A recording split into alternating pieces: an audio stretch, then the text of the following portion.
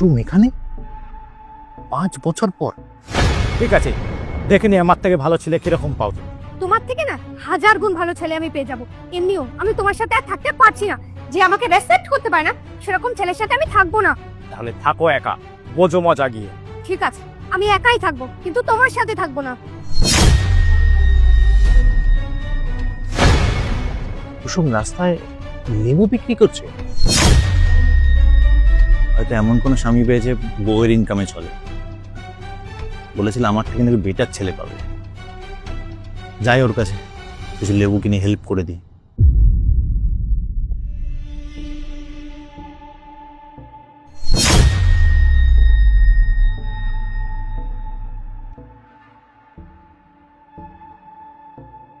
আচ্ছা, এই লেবুগুলো কত করে? 100 টাকা করে। 100 টাকা এই লেবু? দেখে তো মনে হচ্ছে বাসি লেবু।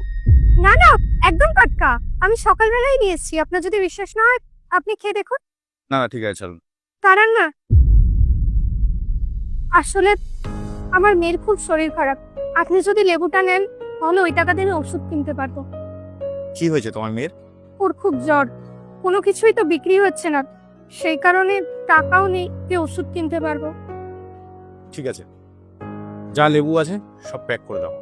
সব? হ্যাঁ, সব। কিন্তু একটা কথা বলো, তোমার মেয়ের শরীর খারাপ, তোমার হাজবেন্ড ওষুধ কেনার জন্য টাকা দিচ্ছে না? আসলে আমার হাজবেন্ডের সাথে আমার 5 বছর আগেই ডিভোর্স হয়ে গেছে। আপনি ওসব কথা ছাড়ুন না, আপনি আমাকে 80 টাকা করেই দেবেন, আমি প্যাক করে দিচ্ছি। না না, 80 টাকা নয়, 100 টাকা করে নাও।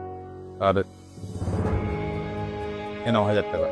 না স্যার, আমি 1000 টাকা নিতে পারবো না, আপনি আমাকে 800 টাকাই দেবেন।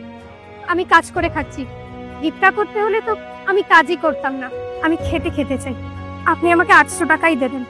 তোমার মতো একটা সৎ মেয়ে তার হাজবেন্ডটাকে ছেড়ে গেছে, নিশ্চয়ই তোমার হাজবেন্ডের কোনো দোষ ছিল।